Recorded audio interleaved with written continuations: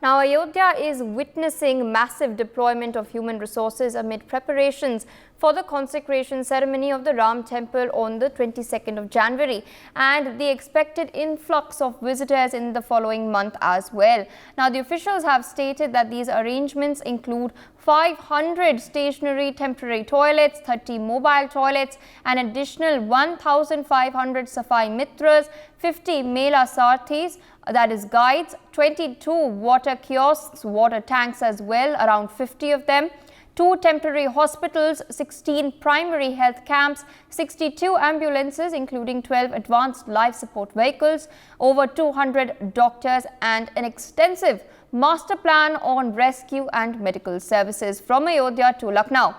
Now, apart from temporary outsourcing, officials from different departments and districts such as Kanpur, Sultanpur, Lucknow, Basti, Bheriak, Varanasi among others are also being deployed in Ayodhya for crowd and traffic management and the convenience of visitors.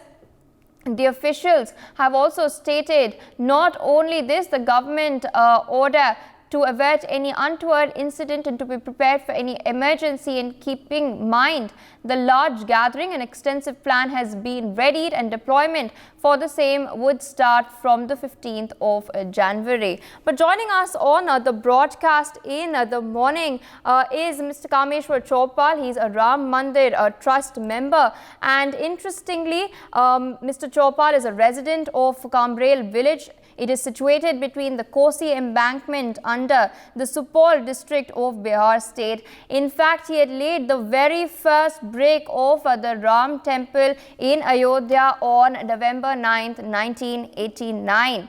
Of course, a very special guest is joining us on the broadcast.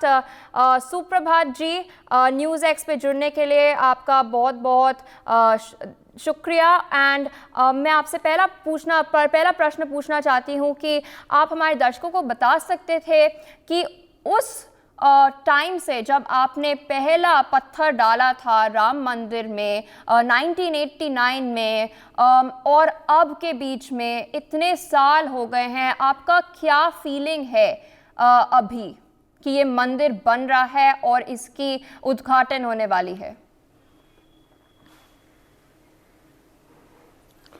मेरा feelings है कि जब राम जन्मभूमि का संघर्ष चल रहा था और शिलान्यास का जो समय था वो बड़ा ही तनाव से युक्त था।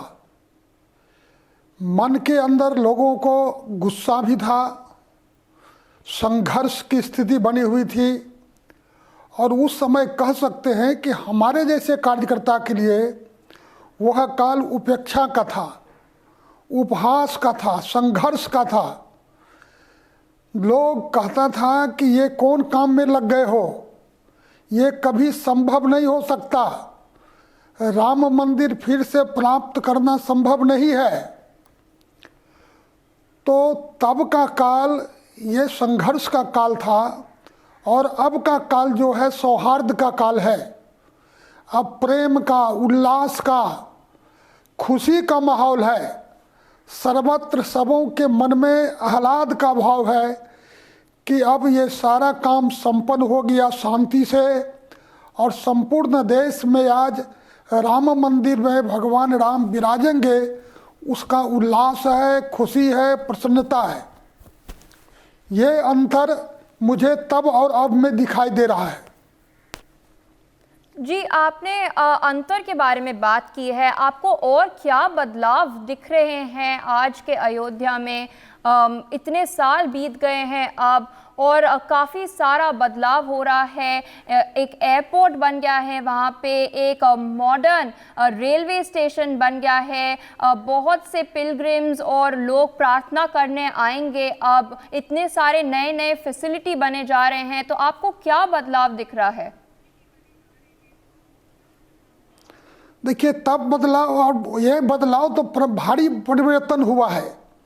अयोध्या में पहले छोटी छोटी गलियां हुआ करती थी, गलियों से गुजरना भी मुश्किल होता था, ग्रामीण परिवेश था, लोग सर पर में गट्ठर लेकर के घुसते थे, कोई बड़ी गाड़ियां घर में घुस नहीं सकती थी। विकास के नाम पर कुछ भी नहीं था, डेवलपमेंट था ही नहीं। और अयोध्या में कुछ चीज़ें तो ऐसी थी कि लगता था कि वो सुदूर ग्रामीण एरिया की तरह था, केवल धार्मिक भावना से लोग वहाँ जाते थे। राम जन्मभूमि पर न्याय निर्णय के बाद अयोध्या में आमूल-चूल परिवर्तन हुआ है। जी, और आज आप अयोध्या की स्थिति ये है कि आप जी बोलिए। जी अयोध्या में उत्तर, दक्षिण, पूर्व, पश्चिम ये 30 किलोमीटर पहले से ही आपको विकास का स्वरूप दिखाई देगा।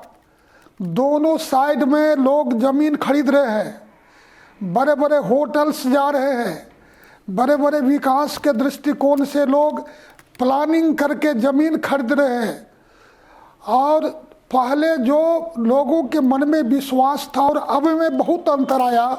अब तो छोटे दुकानदार भी अपने दुकानों को सुसज्ज करके सजाते हैं, वहाँ भीड़ लगी रहती है। तो अयोध्या में धार्मिक परिवर्तन के साथ साथ आर्थिकी परिवर्तन भी बड़ी भारी पैमाने पर हो रहा है।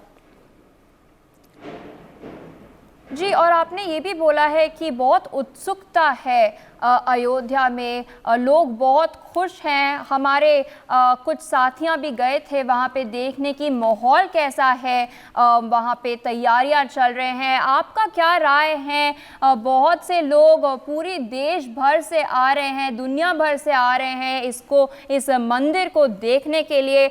आपको इन तैयारियों के बारे में और लोगों का जो इसका रिसेप्शन है, इसके जो पूरा एंथुसियास्टिक रिस्पॉन्स है इसके बारे में, आपको इसके बारे में क्या लग रहा है? देखिए, जो तैयारियां हैं वो हम लोग कहीं से चूकने की स्थिति में नहीं है। हम लोग चाह रहे हैं कि आने वाले जो हमारे दर्शनार्थी हैं, जो श्रद्धालु हैं, वो वहाँ आए तो वहाँ प्रेरणा लेके जाए। मंदिर के दर्शन से उनके मन के अंदर एक भाव बदले कि वास्तव में मंदिर और संस्कार क्या होता है। और उस प्रकार की तैयारी हमारी चल रही है और उस तैयारी में हम जितनी सुविधाएं उपलब्ध करा सकते हैं वो सभी सुविधाएं उपलब्ध कराने की चेष्टा की जा रही है। सरकार की ओर से भी चिंता की जा रही है कि जो भारी संख्या में श्रद्धालु आएंगे उनकी कनेक्टिविटी कैसे जुड़े। उसी को ध्यान में रख करके अत्याधुनिक वहाँ रेलवे स्टेशन डेवलप किया गया है, एयरपोर्ट डेवलप किया गया है और साथ में अन्य प्रांतों से अयोध्या आने की रेलगाड़ियाँ भी देने की व्यवस्था की जा रही है। इतना ही नहीं हुआ है कि हमारे समाज के अंदर विभिन्न जो हमारे मत पंथ के लोग हैं वह भी दर सालों जो वहाँ श्रद्धालु आएंगे उनके सेवा के लिए, उनकी सुरक्षा के लिए चिंता कर रहे हैं। सभी लोग वहाँ पर लंगर लगा रहे हैं, भोजन की व्यवस्था चला रहे हैं, अन्न छत्र चलाने की योजना बना रहे हैं। अभी तक वहाँ आने वाले के लिए लगभग 40 ऐसे भोजनालय तो स्टार्ट हो चुका है।